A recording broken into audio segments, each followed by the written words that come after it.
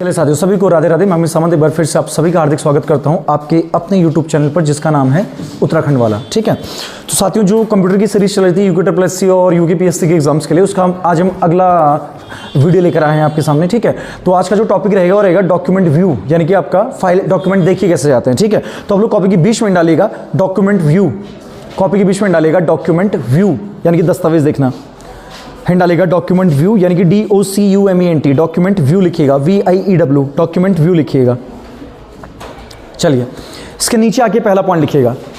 First point लिखिए Microsoft word में लिखना, इन माइक्रोसॉफ्ट वर्ड फिर कॉमा कीजिएगा, फिर 5 तरह से दस्तावेज देखे जा सकते हैं। देयर आर 5 तरह से दस्तावेज देखे जा सकते हैं। देयर आर 5 टाइप्स, 5 तरह से दस्तावेज देखे जा सकते हैं। There are 5 types to watch the documents. ठीक है, चलिए वो नंबर 1 पहला लिखिएगा, इसके नीचे आगे फर्स्ट लिखिएगा। एक मिनट जाना, हाँ चलिए, डैश करके इसके नीचे आइए, नंबर 1 लिखिएगा। लिखिए, इसको लिखिए सामान्य दृश्य कि नॉर्मल व्यू लिखना बाबू, इंग्लिश में लिख लो, नॉर्मल व्यू लिखना, NORMAL VIEW। ठीक है, नॉर्मल व्यू लिख के डैश करना, लिखना। इसका प्रयोग MS वर्ड में सर्वाधिक किया जाता है। It got use max in the MS word. इसका प्रयोग MS वर्ड में सर्वाधिक किया जाता है। It got use max in the MS word, सर्वाधिक किया जाता है। इन द MS वर्ड, सर्वाधिक किया जाता है। ठीक है, फिर इसके नीचे पॉइंट बना के लिखिएगा। लिखना, यह फॉर्मेटिंग को दर्शाता है। इट शोज द फॉर्मेटिंग, यह फॉर्मेटिंग को दर्शाता है। इट शोज द फॉर्मेटिंग, यह फॉर्मेटिंग को दर्शाता है। It shows the formatting, formatting को दर्शाता है। It shows the formatting. Dash करके इसके आगे लिखो, लिखना, लिखिए लाइन स्पेसिंग, रेखांतराल, इन सबको दिखाएगा। Line spacing, SPACING, spacing, comma font, जो फॉन्ट साइज होता है ना, जो आप लिखते हैं फॉन्ट, फिर लिखो कॉमा करके पॉइंट साइज, जो पॉइंट का साइज होता है, बिंदु का जो आकार होता है, पॉइंट साइज आदि, एटसेट्रा। बस इतना याद रखना कि फॉर्मेटिंग के लिए किस व्यू का यूज किया जाता है, तो किसका, नॉर्मल व्यू का। ठीक है, चलो नंबर 2 लिखना, इसको लिखना वेब लेआउट व्यू, इसको लिखना web layout view, web layout view. इसका आगे लिखिएगा, लिखिए इसमें दस्तावेज, लिखना इन इट द डॉक्यूमेंट्स, इसमें दस्तावेज ब्राउजर की तरह दिखता है। In it the document we can see as a web page की तरह दिखता है, एज अ वेब पेज या ब्राउजर, जो भी लिखते हो एक ही बात है। वेब पेज लिखो, ब्राउजर लिखो, वेब पेज या ब्राउजर की तरह दिखता है। We can see as a web page और ब्राउजर, वेब पेज या ब्राउजर की तरह दिखता है। ठीक है, इसके बाद अगला पॉइंट लिखिएगा। नेक्स्ट लिखिए नंबर C लिखना, वो तीसरा लिखिएगा, नंबर C लिखिएगा। इसको लिखिए प्रिंट लेआउट दृश्य, यानी कि प्रिंट लेआउट व्यू लिखना बाबू।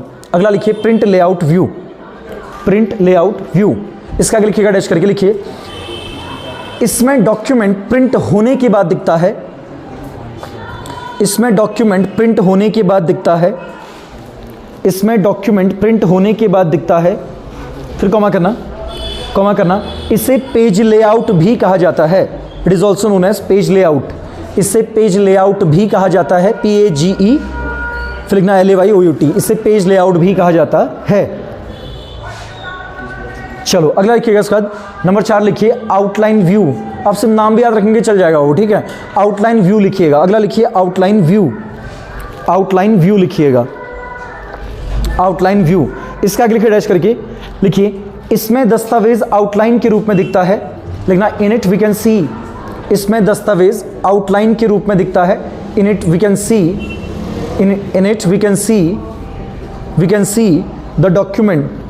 The document as outline, outline के रूप में दिखता है, आउटलाइन के रूप में दिखता है। लास्ट लिखिएगा, 5वां लिखिए रीडिंग लेआउट व्यू। लास्ट लिखिएगा reading layout view, reading layout view, reading layout view, ठीक है। इसका आगे लिखिए डैश करके लिखना, यह दस्तावेज को अधिक सुगमता से पढ़ने हेतु, यह दस्तावेज को अधिक सुगमता से पढ़ने हेतु सक्षम बनाता है। It makes the document easy, यह दस्तावेज को अधिक सुगमता से पढ़ने हेतु सक्षम बनाता है।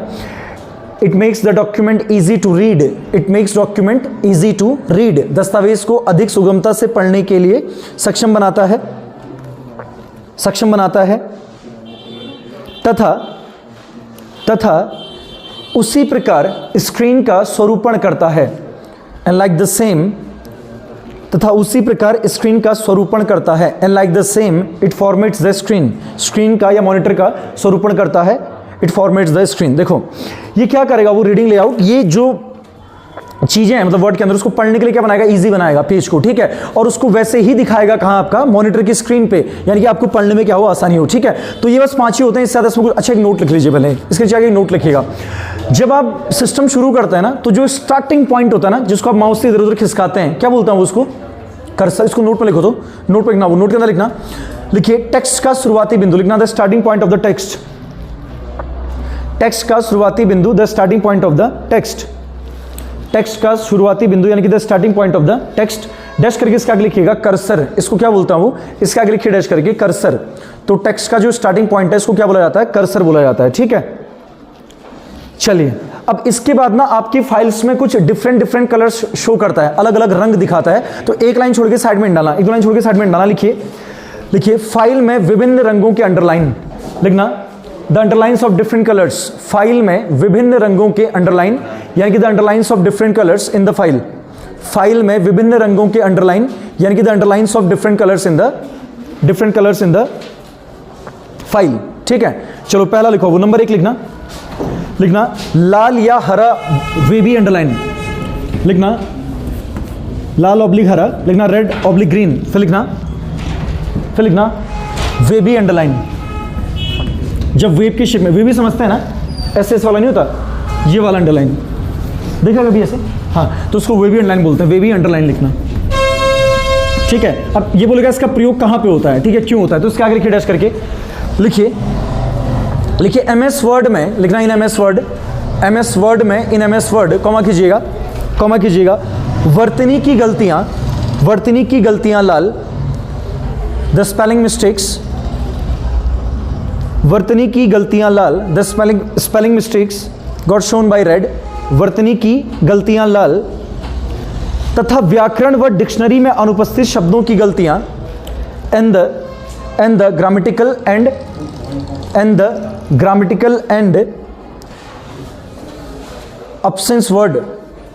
absence word of dictionary